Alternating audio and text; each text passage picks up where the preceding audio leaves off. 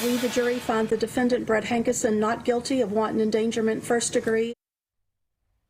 A jury in Louisville, Kentucky today acquitted the former police detective charged as part of the raid that ended with the death of Breonna Taylor in March of 2020.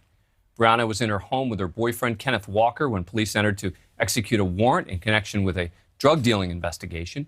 Turns out the person they were looking for was not there. Breonna and Walker were apparently asleep, and when police entered, the officers said that they announced themselves before forcing entry. Walker said he didn't hear any announcement and thought the officers were intruders and fired a shot at them. They fired back and hit and killed Breonna. The officers who shot at Kenneth Walker and Breonna Taylor were not charged. But Detective Brett Hankison was charged for firing 10 bullets into a neighbor's home. But today, Hankison, who was the only officer charged in the case, was acquitted.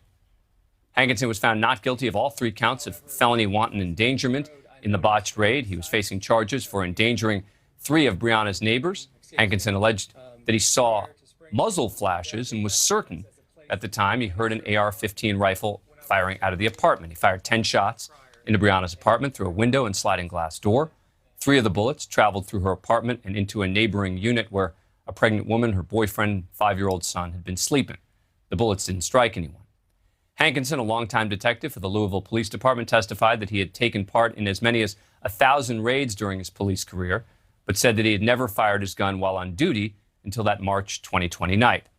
Hankison was emotional during his testimony, described the moment of the shooting. As I made that corner, that percussion, that muzzle flash intensified. intensified. And was it your perception that that muzzle flash was coming from your brother officers? No, sir. What did you think?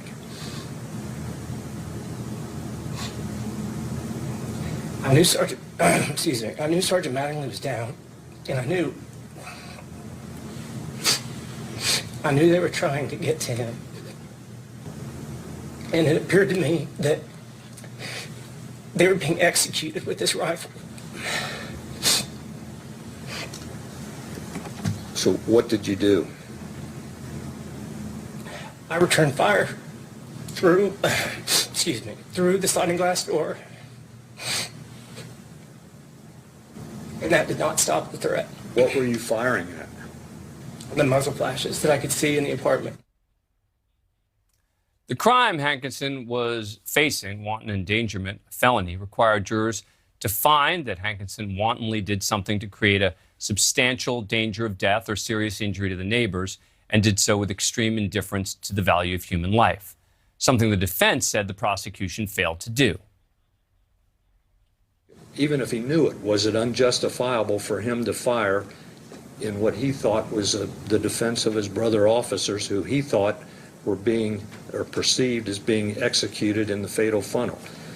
As it turns out, they were not. His perception was wrong. But remember, he had to make that split-second decision. Jeff Sexton, a lawyer for the neighbors whose apartment was hit, called the jury's decision a knee-jerk emotional verdict. He said they could not have adequately considered the evidence in just 3 hours. Joining us now is Brian Buckmeyer, criminal defense attorney and host on Law and Crime Network, which I found that he was in the courtroom for the entire case. Brian, thanks for coming on the show. So for those who were watching every moment of this trial, was the verdict a surprise? Yes and no. And the reason why I say that, Dan, is because it was a bit of a roller coaster. I think if you watch from opening statements until just before closing arguments, you would have thought this is going to happen. This is going to be an acquittal. But near the decision as to what charges would be given to the jury, I thought the defense lost because he had no defenses that he could present to the jury. The judge said no choice between evils, which I thought was the strongest defense, no justification, and you can't tell the jury to consider what was in the mindset of Brett Hankison. So at least for me, I've never seen a defense attorney win where none of the defenses they wanted can be presented to the jury. So I thought the table had turned at that point, but no, it seemed like the majority of the case was always in favor for the defense. But why did you think, why did most think, from opening statements to closing arguments, for those who didn't watch the trial, think that, putting aside the legalities of it, think that he likely would not be convicted? I think it's because of the manner in which the prosecution presented the case. For the most part, you would listen to the direct examination of some of these witnesses, and you start to think, why is Brett Hankison being charged? Because a lot of this was in support of the warrant, and then saying this wasn't about Breonna Taylor. And you never really got the aspect of recklessness. And that's basically the definition of wanton, lack of discipline, recklessness, however you want to define it. And part of recklessness is being aware of a danger and consciously disregarding it. And you never really got either one, but especially not the awareness aspect in this case. And that's where I think a lot of people were lost throughout most of it. Yeah. And the lawyer for the neighbors of Breonna Taylor, the victims, I guess, in this case, said that no jury could have adequately considered the evidence in 3 hours.